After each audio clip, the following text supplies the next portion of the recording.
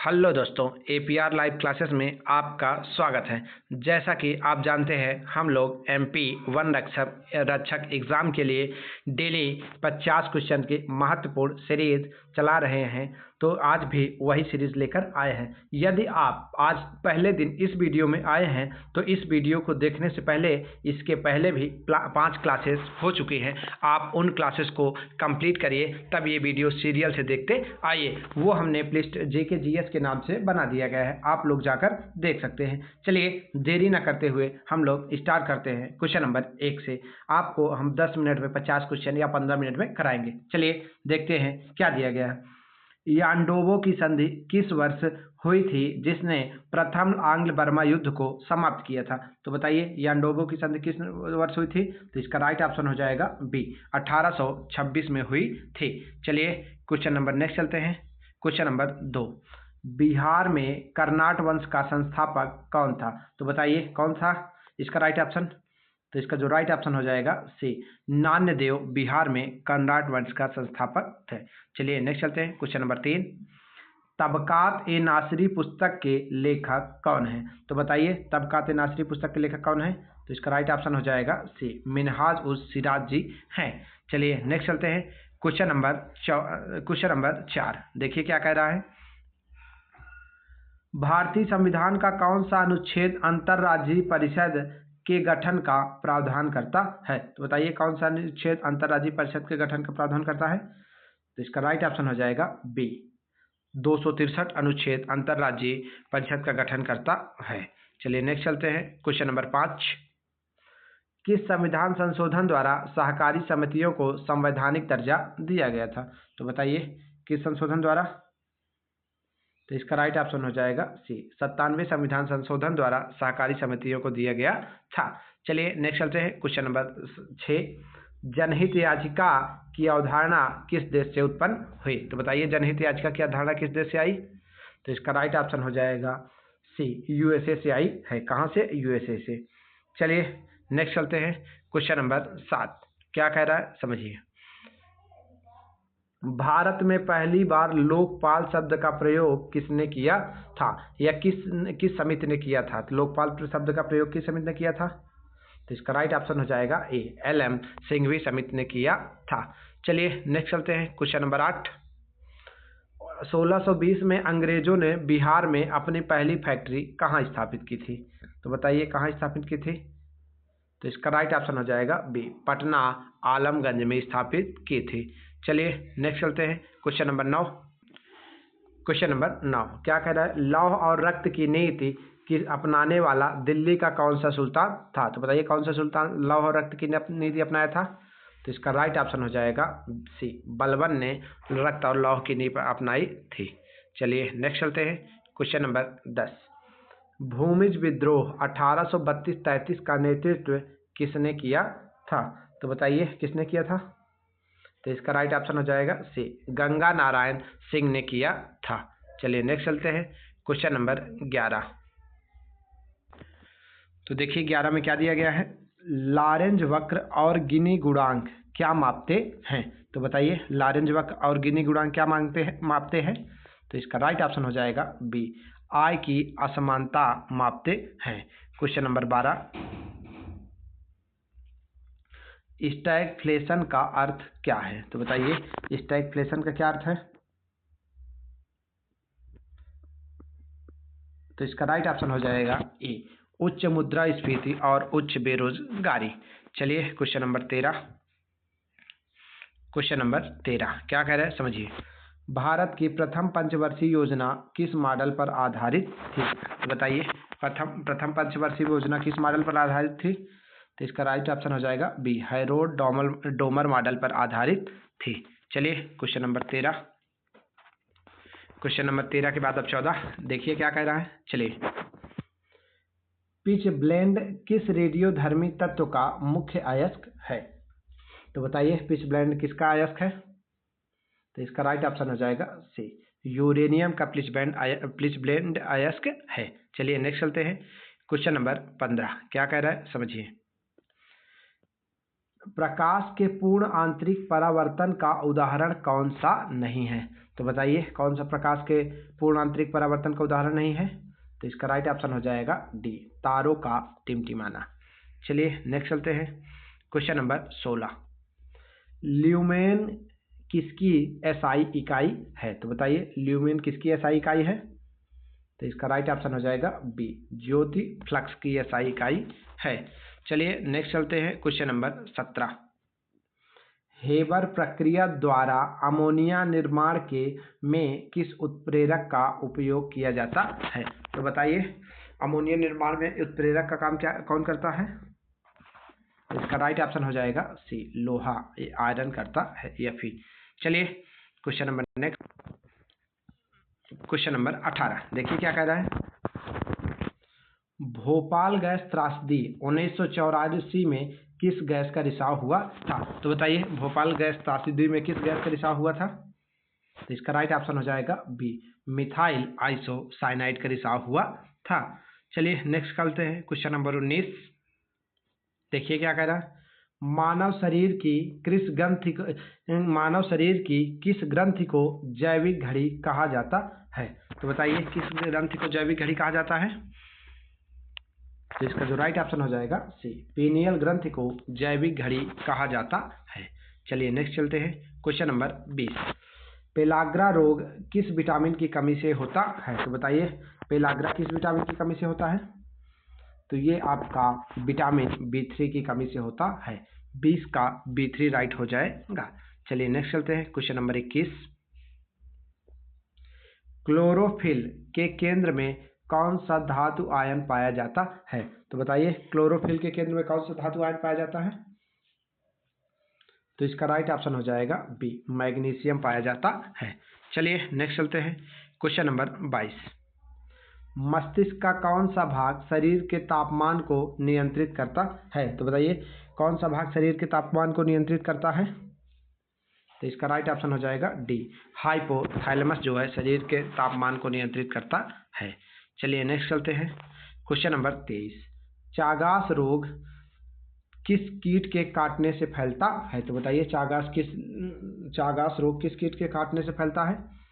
तो इसका जो आपका राइट ऑप्शन हो जाएगा सी, किसिंग बग के काटने से फैलता है।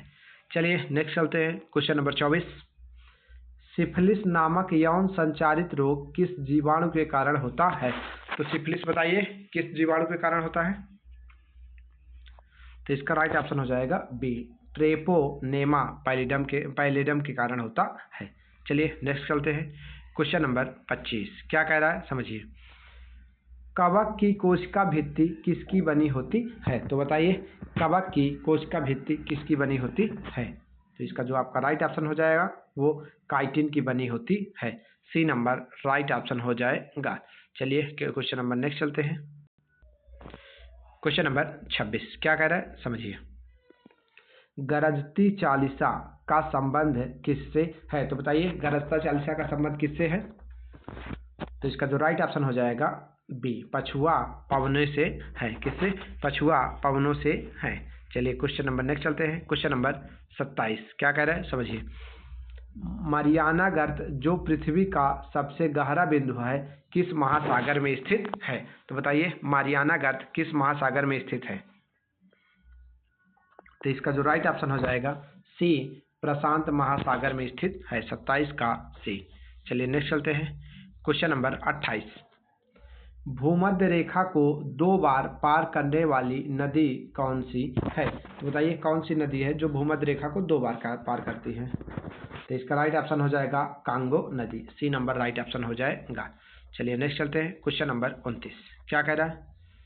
जारवा जनजाति मुख्य रूप से भारत के किस क्षेत्र में पाई जाती है? तो बताइए जारवा भारत के कहाँ पाई जाती है? तो इसका जो राइट ऑप्शन हो जाएगा बी, अंडमान और निकोबार में जारवा पाई जाती है। चलिए नेक्स्ट चलते हैं। क्वेश्चन नंबर 30 क्या कह रहा है समझिए।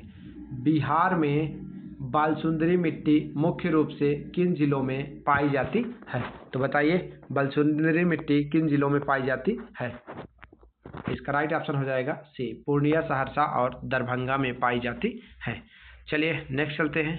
क्वेश्चन नंबर 31, भारतीय संविधान के किस अनुच्छेद में धन विधेयक की परिभाषा दी गई है? तो बताइए, धन विधेयक की परिभाषा किस अनुच्छेद में दी गई है? तो इसका राइट ऑप्शन हो जाएगा बी, आर्टिकल 110 में। चलिए नेक्स्ट चलते हैं, क्वेश्चन नंबर 32 क्या कह रहा है समझिए। सालबाई की संधि किस वर्ष हुई थी? तो बताइए, सालबाई की संधि किस वर्ष हुई थी? तो इसका राइट ऑप्शन हो जाएगा बी, 1782 में। अच्छा, कब हुई थी? ये प्रथम आंग्ल मराठा युद्ध जो है समाप्त हुआ था। चलिए नेक्स्ट चलते हैं, क्वेश्चन नंबर 33 बिहार के प्रथम मुस्लिम राज्यपाल कौन थे?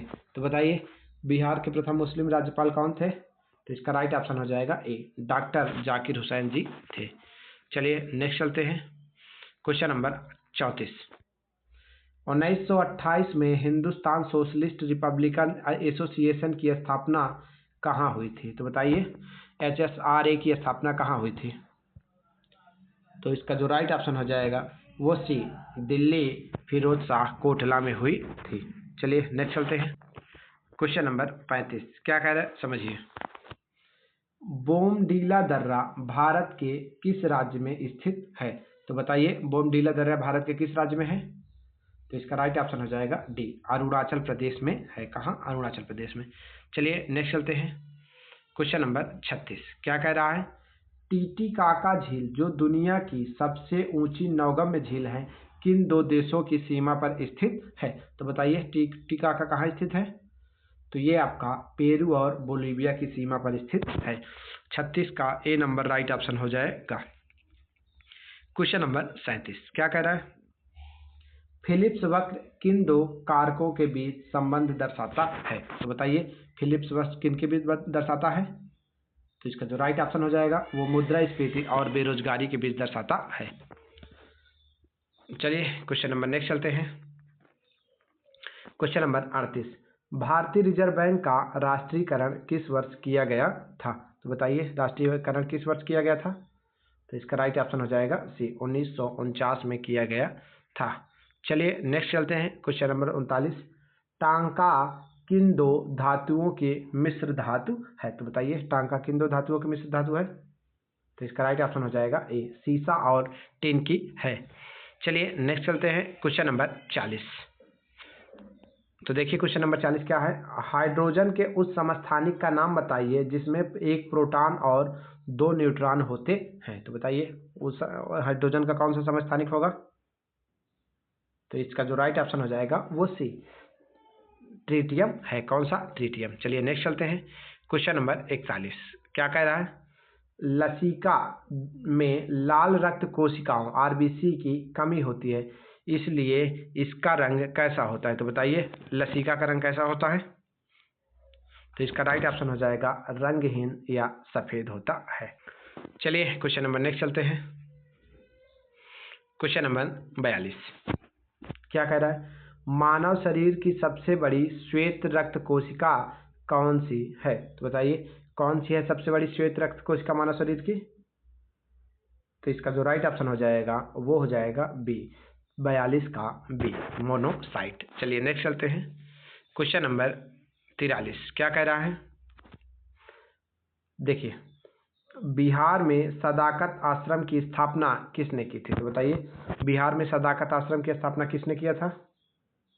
तो इसका राइट ऑप्शन हो जाएगा बी, मौलाना मजहरूल हक ने किया था। चलिए नेक्स्ट चलते हैं, क्वेश्चन नंबर 44 चिनूक नामक गर्म स्थानीय हवा किस पर्वत श्रृंखला के पूर्वी ढलानों पर बहती है? तो बताइए, चिनूक कौन से पर्वत की पूर्वी ढलानों पर बहती है? तो इसका राइट ऑप्शन हो जाएगा सी, राकीज के पूर्वी ढलानों पर बहती है चिनूक। चलिए नेक्स्ट चलते हैं, क्वेश्चन नंबर 45 भारत में ई रूपी वाउचर प्रणाली किसके द्वारा विकसित की गई है? तो बताइए, ई रूपी वाउचर प्रणाली किसके द्वारा विकसित की गई है? तो इसका ऑप्शन हो जाएगा right C, NPCI, national payments corporation of India. चलिए नेक्स्ट चलते हैं, क्वेश्चन नंबर 46 क्या कह रहा है। दास कैपिटल पुस्तक के लेखक कौन है? तो बताइए, दास कैपिटल पुस्तक के लेखक कौन है? तो इसका राइट ऑप्शन हो जाएगा सी, कार्ल मार्क्स जी हैं। चलिए नेक्स्ट चलते हैं। देखिए, हम फास्ट इसलिए चल रहे हैं कि आपका एग्जाम बहुत ही पास आ गया है, इसलिए हम बहुत ही फास्ट चल रहे हैं। देखिए 8वीं अनुसूची में सिंधी भाषा को किस संशोधन द्वारा जोड़ा गया है? तो बताइए सिंधी भाषा को किस संशोधन द्वारा जोड़ा गया है? तो इसका राइट ऑप्शन हो जाएगा ए, 21वें संविधान संशोधन द्वारा जोड़ा गया है। चलिए नेक्स्ट चलते हैं, क्वेश्चन नंबर 48। वॉशिंग मशीन किस वैज्ञानिक सिद्धांत पर काम करती है? तो बताइए वॉशिंग मशीन किस सिद्धांत पर कार्य करती है? तो इसका राइट ऑप्शन हो जाएगा ए, केंद्र प्रसारक बल के द्वारा काम करती है, सेंट्रीफ्यूगेशन फोर्स। चलिए नेक्स्ट चलते हैं, क्वेश्चन नंबर 49। अम्ल वर्षा का पीएच मान कितना होता है? तो बताइए अम्ल वर्षा का पीएच मान कितना होता है? तो इसका राइट ऑप्शन हो जाएगा बी। कितना? राइट ऑप्शन हो जाएगा बी, 5.6 से कम। हमने आपको बताया था अम्ल क्षार लवण, अगर करेक्ट 7 होगा तो वो क्या होगा?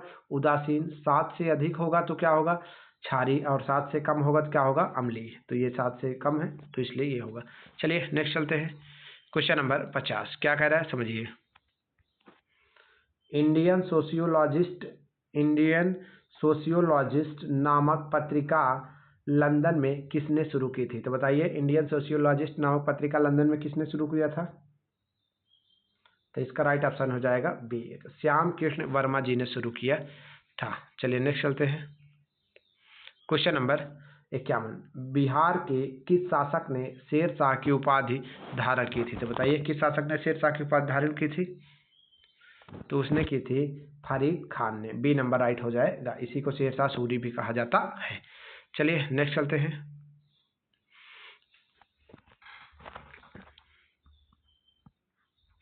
क्वेश्चन नंबर, ये हो गया शेरशाह सूरी। हाँ चलिए क्वेश्चन नंबर ये 52। देखिए क्वेश्चन नंबर 52 क्या कह रहा है।